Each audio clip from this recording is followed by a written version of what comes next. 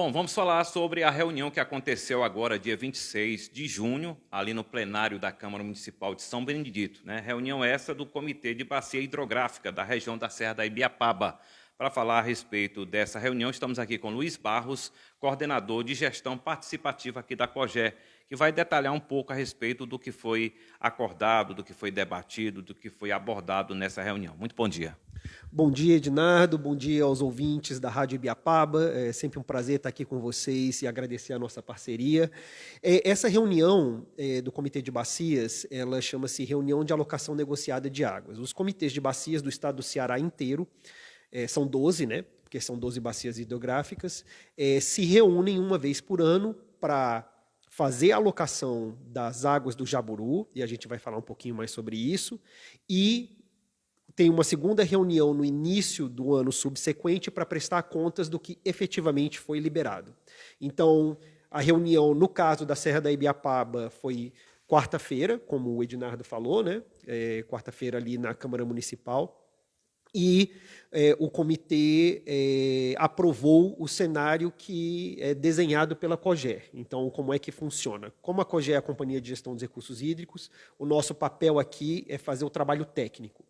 Nós vemos toda a parte da meteorologia, nós vemos quanto de aporte o açude teve, a gente faz as medições e aí essa água, esse cenário é apresentado para o Comitê de Bacias e essa água é liberada de acordo com a decisão da plenária.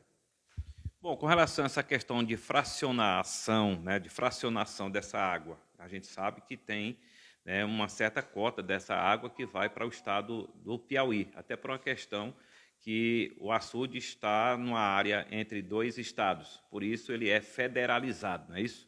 Isso é correto.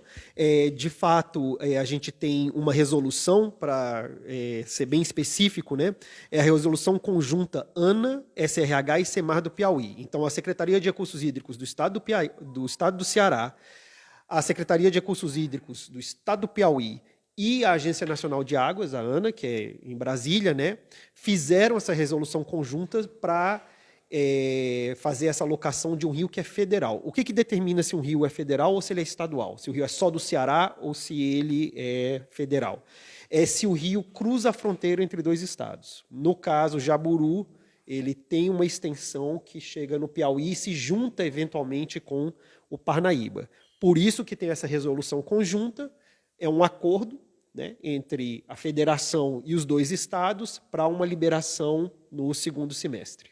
Luiz, essa cota de água que será disponível, que será disponibilizado aí para o estado do Piauí, essa cota está compatível com a última cota que foi liberada, isso diante dessa recarga que o açude tem hoje? Sim. O cálculo é feito da seguinte maneira: você tem os estados hidrológicos, isso é previsto inclusive em documento e em lei.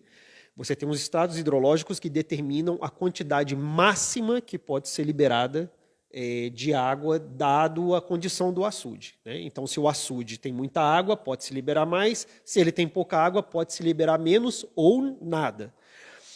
O que o comitê faz é decidir se quer fazer essa liberação máxima ou se prefere fazer alguma outra liberação intermediária. Então, no caso de ontem, então para esse ano, para o resto desse ano, para o segundo semestre, a liberação vai ser a que está estabelecido na cota que se encontra no documento, na cota verde, que a gente faz por cor para ficar mais fácil. Então, quando tem muita água, está no verde, estado hidrológico verde, amarelo já é um sinal de alerta, estado hidrológico médio, e vermelho é um estado hidrológico baixo, então alta, médio e baixo. O Jaburu está com 79% aproximadamente, os colegas da engenharia podem te dar um número exato, mas por causa disso se encontra no estado hidrológico verde, e isso significa que pode ser liberada a vazão máxima prevista em lei, que foi o que o comitê decidiu. Bom, me parece que essa é uma das reuniões mais importantes. Não só participam pessoas aqui do estado do Ceará, mas também pessoas ligadas a esses órgãos, como tem aqui no estado do Ceará, e isso pelo estado do Piauí. Isso é correto. Aliás, uma pequena correção, é a reunião mais importante. Não é uma das, é a mais importante do ano, exatamente. A outra reunião que eu mencionei é uma prestação de contas. Então, significa que o nosso trabalho é contínuo, é constante. Você faz a liberação e é monitorada. Então, o trabalho não para com a liberação. Ah, liberou, pronto. A COGER continua trabalhando nesse monitoramento e no início do ano subsequente a gente vê quanto realmente foi e atendeu às necessidades. Se sim, esses ajustes podem ser feitos. E ontem estava presente as autoridades da SEMAR do Piauí, né, que é o equivalente da Secretaria de Recursos Hídricos aqui do Ceará. A Secretaria de Recursos Hídricos também estava presente, o Calila veio representando o secretário. E, obviamente, a presidente do comitê e a plenária toda estava... Toda não, mas a gente teve uma boa participação, uma alta, elevada participação dos membros da plenária. Luiz, em relação a essa discussão, esses levantamentos, né, principalmente esses estudos que são feitos em relação à questão da quantidade de água, o que é que a gente tem, o que é que a gente pode disponibilizar. Isso é um trabalho que é feito, né, em conjunto para que não haja nenhum problema de falta d'água posteriormente, é isso? É exatamente isso. Se você quiser pensar numa analogia, você pode pensar no Jaburu como um banco, mas em vez de ter dinheiro nesse banco, tem água. Então, o que você faz? O banco não é só para guardar dinheiro, né? Você tem a poupança, que é o que você segura a água, mas você tem a conta corrente, que é o que você usa para movimentar. Então, a gente movimenta essa água e esse monitoramento é justamente para manter saudável esse balanço de água. Então, o que a gente faz é, a gente libera, a gente já sabe mais ou menos, a gente estima, né, o que vai ser consumido ao longo daquele segundo semestre e faz uma avaliação no início do ano subsequente. Para dizer, olha, dado que a gente sabe sobre, que a FUNSEMI, inclusive, participou ontem, né, a doutora Meire Sakamoto fez uma apresentação sobre as quadras chuvosas, dado que a FUNSEMI está projetando de que vai ter de chuva e dado que a gente sabe do aporte de água do próprio rio, que é um monitoramento que a gente faz, a gente consegue ter esse equilíbrio, né? Então, a gente faz uma simulação do que a gente chama de esvaziamento. Então, quanto que o açude vai esvaziar? É como se você estivesse no seu banco fazendo o seu cálculo das despesas. Quanto que você vai gastar daqui para o final do ano? Você faz isso, é isso que você vai sacando do banco para suas despesas correntes. E esses cálculos têm que entrar a questão de evaporação, irrigação, consumo, tudo isso entra para poder realmente fechar o caixa. Certamente que sim, mas eu prefiro deixar isso, ou assim, se você for me perguntar aí como é que faz esse cálculo, eu deixo isso para a nossa equipe de operação, que são os engenheiros que efetivamente são quem faz esse cálculo, né? Luiz, e essa água que é disponibilizada, que é liberada pelo fato de ser federalizado, né, o Jaburu, vai para onde essa água? Desemboca onde? Cai em qual rio? Em qual bacia? No fim das contas, cai no Parnaíba. Então, o Piauí ele tem esse grande rio, que é o Parnaíba, né? E o Jaburu ele tem são dois rios que convergem até chegar na barragem do Jaburu, né? O Pitanga e o próprio Jaburu, né? Então, ele nasce aqui no estado do Ceará e aí ele desce para o Piauí, que fica jusante. E, de fato, essa liberação para o Piauí, como você está perguntando, é em função deles dependerem dessa água no segundo semestre, né? Então, no primeiro semestre, eles, se eu não me engano, eles contam com o genipapo, né? Mas no segundo semestre o genipapo seca, então eles dependem da água do Jaburu. É por isso que tem, inclusive, essa liberação. E aí os detalhes técnicos, como eu falei, eu não tenho, né? Mas a ideia é perenizar o rio.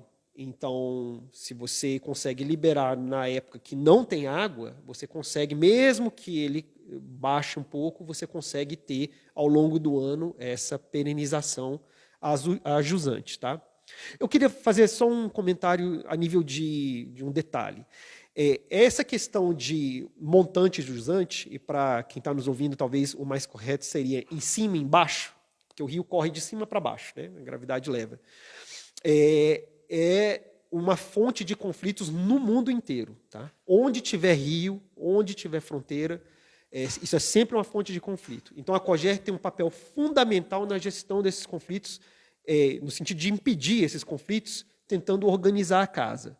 Então, o que a gente faz? A gente sabe que quem está abaixo vai reclamar porque quem está acima controla a água. A água é barrada, né? E quem está acima tem que libera. Então, essa resolução conjunta foi justamente uma forma dos dois estados, de forma cooperativa e amigável, entenderem que a gente consegue fazer uma gestão compartilhada e participativa para que todo mundo seja atendido. Luiz, quando é que vai acontecer novamente outra reunião do Comitê de Bacias Hidrográficas aqui da região da Serra da Ibiapaba? Novamente, ainda esse ano ou só para o próximo? Excelente pergunta, e quem decide não sou eu.